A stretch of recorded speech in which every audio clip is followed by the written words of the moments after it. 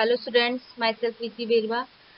आज मैं आपका जो बीएससी पार्ट फर्स्ट का केमिस्ट्री का सेकंड पेपर है ऑर्गेनिक केमिस्ट्री वो स्टार्ट करने जा रही हूँ। आज हम इसका फर्स्ट चैप्टर पढ़ेंगे जो है स्ट्रक्चर एंड केमिकल बॉन्डिंग। इसके अंतर्गत हम जो भी ऑर्गेनिक कंपाउंड्स है, जो कार्बनिक पदार्थ है, उनकी संरचना के बारे में पढ़ेंगे और उसमें किस टाइप की रासायनिक बॉन्डिंग पाई जाती है, केमिकल बॉन्डिंग पाई जाती है, उसके बारे में बात करेंगे। यूनिट फर्स्ट का जो फर्स्ट पार्ट है वो है केमिकल बॉन्डिंग। केमिकल बॉन्ड क्या होता है, रासायनिक बंध क्या होता है। आप लोग सब 12th में पढ़ के आए होंगे कि दो एटम्स के बीच में फोर्स ऑफ अट्रैक्शन के कारण क्या होता है, बॉन्ड का फॉर्मेशन होता है। बॉन्ड का फॉर्मेशन कैसे होता है, वो दोनों एटम्स अपने जो ऑर्बिटल्स होते हैं, कक्षक होते हैं, उनकी आपस में क्या करते हैं, ओवरलैपिंग करते हैं। तो ओवरलैपिंग के कारण उन दोनों एटम्स के बीच में बॉन्ड का फॉर्मेशन होता है। अब आप लोग सोच रहे होंगे कि क्या जरूरत पड़ी कि जो एटम्स है वो बॉन्ड बना रहे हैं आपस में। तो जो एटम्स होते हैं वो स्टेबलाइज होने के कारण आपस में क्या बनाते हैं, बॉन्ड्स बनाते हैं, क्योंकि हर कोई स्टेबलाइज होना चाहता है। तो उसी प्रकार जो एटम्स है उनमें क्या होता है कि एटम्स में जो इलेक्ट्रॉन्स है उनकी कमी के कारण क्या करते हैं, वो इलेक्ट्रॉन्स की शेयरिंग करेंगे, एक दूसरे से इलेक्ट्रॉन्स लेंगे। तो इस वजह से क्या होता है, उनके जो ऑर्बिटल्स होते हैं वो आपस में ओवरलैप हो जाते हैं और उनके बीच में केमिकल बॉन्ड्स का फॉर्मेशन हो जाता है। अब केमिकल बॉन्ड्स कौन कौन से बनते हैं, सिग्मा बॉन्ड्स बन सकता है और पाई बॉन्ड्स बन सकता है। ये कैसे बनते हैं, मॉलिक्यूल ऑर्बिटल्स की जो ओवरलैपिंग होती है उसके कारण एटम्स में क्या होता है, बॉन्ड्स का फॉर्मेशन होता है। ऑर्गेनिक जो केमिस्ट्री होती है उसमें मोस्टली कोवलेंट बॉन्ड का फॉर्मेशन होता है, सह संयोजक बंध का, और उसमें हम लोकेलाइज्ड और डीलोकेलाइज्ड केमिकल बॉन्ड्स के बारे में पढ़ते हैं। इसके बारे में मैं आपको आगे बताऊंगी। एटम्स के बीच में क्या होता है, बॉन्ड का फॉर्मेशन होता है। अब ये बॉन्ड किस प्रकार के होते हैं, तो हम ये देखते हैं कि जो मोस्टली केमिकल बॉन्ड्स बनते हैं एटम्स के बीच में वो 3 प्रकार के होते हैं। जो पहला प्रकार है वो है आयनिक बंध, आयनिक बॉन्ड। इस प्रकार के बॉन्ड में एक एलिमेंट या एटम अपने आउटर सेल के एक इलेक्ट्रॉन को डोनेट करता है, जबकि दूसरा एटम या एलिमेंट अपने आउटर सेल में इलेक्ट्रॉन्स को क्या करता है, एक्सेप्ट कर लेता है। जनरली जो ग्रुप 1 और 2 के जो एलिमेंट्स है, आप लोग पीरियोडिक टेबल में पढ़ के आए होंगे, ग्रुप 1 और ग्रुप 2 के जो एलिमेंट्स हैं जिन्हें हम क्या बोलते हैं, एल्कली मेटल या एल्कलाइज अर्थ मेटल्स, उनके जो आउटर सेल में क्या होता है, एक इलेक्ट्रॉन एक्स्ट्रा होता है। फॉर एग्जांपल यहाँ पर सोडियम दिया गया है। अब सोडियम का जो एटॉमिक नंबर है वो कितना होता है, 11, और इसका जो आप इलेक्ट्रॉनिक कॉन्फ़िगरेशन देखोगे तो इसके जो आउटर सेल है उसमें एक इलेक्ट्रॉन होगा। तो ये अपना इलेक्ट्रॉन आसानी से दूसरे एलिमेंट को दे देगा और इसका क्या होगा, ऑक्टेट कंप्लीट हो जाएगा। तो इस कारण जो ग्रुप 1 और 2 के जो एलिमेंट्स है वो क्या करते हैं, अपने इलेक्ट्रॉन्स को डोनेट करते हैं, जबकि ग्रुप 16 और 17 की जो एलिमेंट्स है, जैसे हेलोजन्स है या चाल्कोजेंस है, उनमें क्या होता है, एक इलेक्ट्रॉन की कमी होती है अपने ऑक्टेट को पूरा करने के लिए। तो वो जो फर्स्ट और सेकंड ग्रुप्स वाले जो एलिमेंट्स है उनसे क्या करते हैं, इलेक्ट्रॉन्स डोनेट करते हैं। अब आप लोग इसे एग्जांपल के थ्रू समझिए कि कैसे होता है, आयनिक बॉन्ड का फॉर्मेशन कैसे होता है। फॉर एग्जांपल हमने सोडियम लिया। अब सोडियम आप लोगों को सबसे पहले पीरियोडिक टेबल पता होनी चाहिए कि सोडियम कौन से ग्रुप में आता है। तो सोडियम ग्रुप 1 में आता है, इसका एटॉमिक नंबर 11 होता है और इसका इलेक्ट्रॉनिक कॉन्फ़िगरेशन आप लिखोगे तो इसके आउटर सेल में कितना इलेक्ट्रॉन होगा, S1, मतलब 1 इलेक्ट्रॉन होगा इसके आउटर सेल में। तो क्या करेगा ये, अपने आप देखो, ये इलेक्ट्रॉन अपना एक आउटर सेल का इलेक्ट्रॉन अगर डोनेट कर देगा तो इसका जो कॉन्फ़िगरेशन है वो कितना हो जाएगा, 2 8, मतलब इसके आउटर सेल में 8 इलेक्ट्रॉन है। तो ये इसका जो ऑक्टेट है वो कंप्लीट हो गया एक इलेक्ट्रॉन देने के बाद। अब सोडियम एक इलेक्ट्रॉन देगा तो इस पर क्या चार्ज आएगा, पॉजिटिव चार्ज आएगा, क्योंकि एक इलेक्ट्रॉन की कमी हो गई तो पॉजिटिव चार्ज आ जाएगा प्लस इलेक्ट्रॉन। उसी प्रकार आप देखो जो 17 ग्रुप का जो एलिमेंट है, क्लोरीन, अब उसके आउटर सेल में कितने इलेक्ट्रॉन होते हैं, 7। अगर इसको एक इलेक्ट्रॉन और मिल जाए तो इसके आउटर सेल में कितने इलेक्ट्रॉन हो जाएंगे, 8। तो ये स्टेबल हो जाएगा। तो ये क्या करेगा, जो सोडियम ने मतलब इस एक इलेक्ट्रॉन एक्सेप्ट करेगा तो इसके आउटर सेल में कितने इलेक्ट्रॉन हो जाएंगे, 8। तो ये क्या करते हैं, सोडियम प्लस और Cl माइनस आपस में रिएक्शन करके क्या बनाते हैं, Na प्लस Cl माइनस, जिसके में किस टाइप की बॉन्डिंग होती है, आयनिक बॉन्डिंग होती है, आयंस के रूप में रहते हैं। एक इलेक्ट्रोपॉजिटिव एलिमेंट और इलेक्ट्रोनेगेटिव एलिमेंट मिलकर क्या बनाते हैं, आयनिक बंध। अब इलेक्ट्रोपॉजिटिव क्या हुआ, जो Na+ है उस पर प्लस चार्ज है तो ये क्या हो गया इलेक्ट्रोपॉजिटिव, और Cl- है उस पर माइनस चार्ज है तो ये क्या हो गया इलेक्ट्रोनेगेटिव। तो इसका मतलब क्या हुआ, इलेक्ट्रोपॉजिटिव और इलेक्ट्रोनेगेटिव जो भी एटम्स है या एलिमेंट्स है वो आपस में मिलकर क्या बनाते हैं, आयनिक बॉन्ड बनाते हैं। और जनरली पीरियोडिक टेबल में कौन से ग्रुप के एलिमेंट्स के बीच में आयनिक बॉन्ड का फॉर्मेशन होता है, 1 और 2 ग्रुप्स, और जो लास्ट के 17 और 16 ग्रुप है उनके बीच में।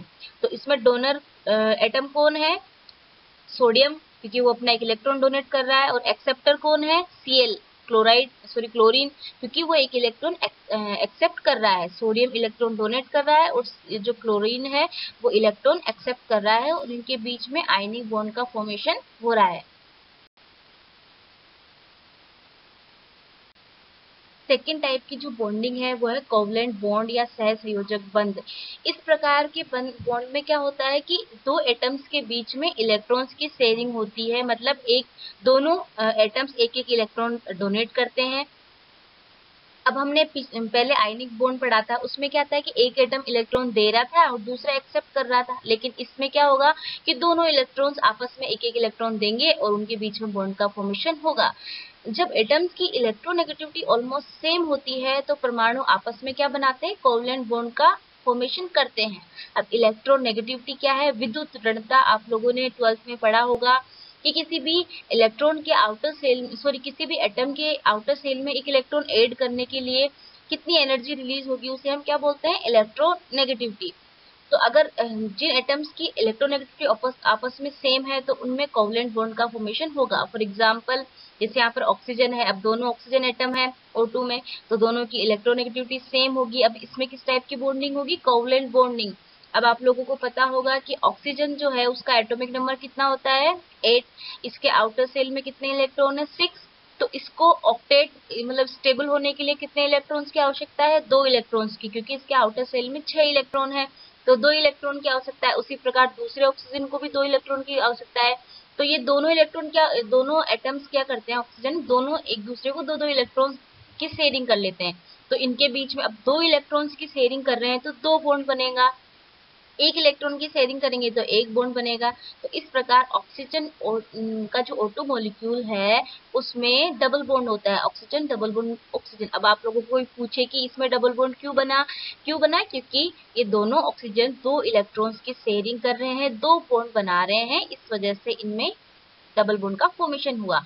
उसी प्रकार जो नाइट्रोजन है, नाइट्रोजन जो मॉलिक्यूल है उसका एटॉमिक नंबर कितना होता है, 7 होता है। इसके आउटर सेल में कितने इलेक्ट्रॉन 5।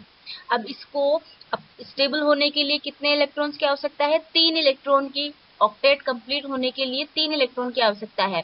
तो इस प्रकार जो नाइट्रोजन मॉलिक्यूल है उनमें 3 बॉन्ड्स का फॉर्मेशन होगा, क्योंकि ये जो दोनों नाइट्रोजन है वो 3 इलेक्ट्रॉन्स की शेयरिंग कर रहे हैं, दोनों आपस में 3 इलेक्ट्रॉन्स की शेयरिंग कर रहे हैं तो 3 बॉन्ड का फॉर्मेशन होगा। उसी प्रकार जो क्लोरीन मॉलिक्यूल है उसमें, अब आप लोगों को पता होगा कि क्लोरीन का एटॉमिक नंबर कितना होता है, 17। जब आप इसका इलेक्ट्रॉनिक कॉन्फ़िगरेशन लिखोगे तो इसके आउटर सेल में 7 इलेक्ट्रॉन होंगे।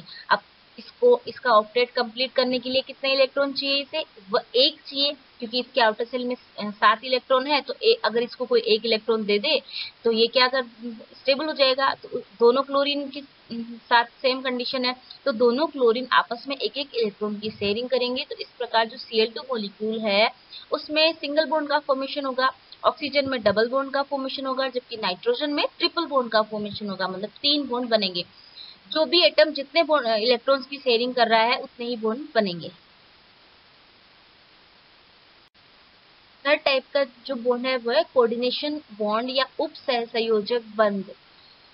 जनरली जो कोऑर्डिनेशन बॉन्ड होता है वो जो ट्रांजिशन मेटल कॉम्प्लेक्सेस होते हैं उनमें पाया जाता है। इनऑर्गेनिक के जो कॉम्प्लेक्सेस होते हैं ना उनमें पाया जाता है, तो ऑर्गेनिक केमिस्ट्री में उप सहसंयोजक बंध जनरली नहीं पाया जाता। अब ये बॉन्ड क्या होता है, इस प्रकार के बॉन्ड में एक परमाणु अथवा परमाणु समूह उस पर उपस्थित लोन पेयर ऑफ इलेक्ट्रॉन को दूसरे एटम को प्रदान कर देता है। ये एक तरह से क्या है, कोवलेंट बॉन्ड ही है। उप सहसंयोजक बंध क्या है, एक तरह से कोवलेंट बॉन्ड ही है।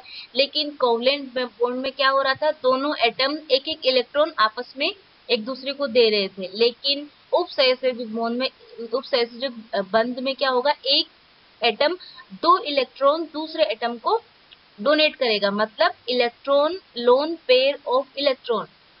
तो इलेक्ट्रॉन्स का जो लोन पेयर है वो किसको डोनेट करेगा, दूसरे एटम को। तो उनके बीच में किस टाइप की बॉन्डिंग बनेगी, उप सहसंयोजक बॉन्डिंग। अब यहाँ पे एग्जांपल देखिए आप, NH3 की जब NH3 प्लस BF3 मतलब जब अमोनिया मॉलिक्यूल की रिएक्शन हम ट्राई फ्लोराइड बोरोन के साथ करवाते हैं, तो इनके बीच में किस टाइप की बॉन्डिंग होती है, कोऑर्डिनेशन बॉन्ड बनता है इनके बीच में। अब कैसे बना, जो अमोनिया मॉलिक्यूल है उसमें नाइट्रोजन के पास एक extra lone pair of electron है।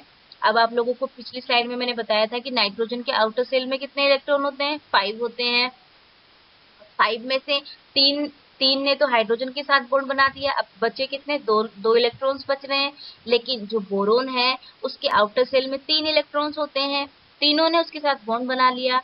तो इसको मतलब इसके पास टोटल कितने इलेक्ट्रॉन हो गए, 6 इलेक्ट्रॉन हो गए बोरोन के पास। अब इसको स्टेबल होने के लिए 2 इलेक्ट्रॉन्स की और जरूरत है। तो वो जब नाइट्रोजन अपने दोनों इलेक्ट्रॉन्स को बोरोन को डोनेट करेगा, मतलब इलेक्ट्रॉन पेयर को डोनेट करेगा, तो इनके बीच में किस टाइप की बॉन्डिंग बनेगी, कोऑर्डिनेशन बॉन्डिंग बनेगी। जनरली ऑर्गेनिक कंपाउंड्स में कोवलेंट बॉन्ड ही पाया जाता है।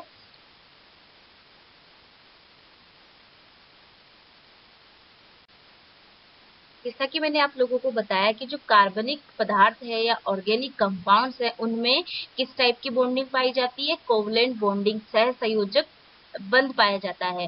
अब जो कोवलेंट बॉन्ड है वो भी जनरली 2 टाइप्स का पढ़ेंगे हम ऑर्गेनिक कंपाउंड्स में। डीलोकलाइज केमिकल बॉन्ड मतलब विस्थानीकृत रासायनिक बंध। अब ये डीलोकलाइज केमिकल बॉन्ड क्या होता है, वह केमिकल बॉन्ड जो 2 एटम के बीच सीमित ना रहकर 3 या अधिक परमाणुओं पर फैला हो, उसे हम डीलोकलाइज केमिकल बॉन्डिंग कहते हैं। इसका मतलब क्या होगा कि उस बॉन्ड के जो इलेक्ट्रॉन्स है, मतलब 2 एटम्स के बीच में बॉन्ड बना, उसके बीच में इलेक्ट्रॉन्स है। अब वो जो दोनों जो दो बॉन्ड्स के बीच में जो, सॉरी, 2 एटम के बीच में जो इलेक्ट्रॉन्स है वो उन दोनों एटम्स के बीच में ना रहकर अगर पूरे मॉलिक्यूल में फैल जाए, तो उस टाइप की बॉन्डिंग को हम क्या बोलेंगे, डीलोकलाइज केमिकल बॉन्डिंग या विस्थानीकृत रासायनिक बंध। अब इसके एग्जांपल्स जैसे रेजोनेंस, हाइपर कॉन्जुगेशन, इनके कारण क्या होता है, इलेक्ट्रॉन्स का क्या होता है, डीलोकलाइजेशन होता है। फॉर एग्जांपल देखिए यहाँ पे हमने 1,3-ब्यूटाडाइन का एग्जांपल लिया है। अब आप लोगों को स्ट्रक्चर बनाना तो आ ही गया होगा ऑर्गेनिक कंपाउंड्स का, आपने 12th में पढ़ा होगा कि स्ट्रक्चर कैसे बनाते हैं। 1,3-ब्यूटाडाइन की जो स्ट्रक्चर होती है वो क्या होती है, CH2 double bond CH, single bond CH, double bond CH2।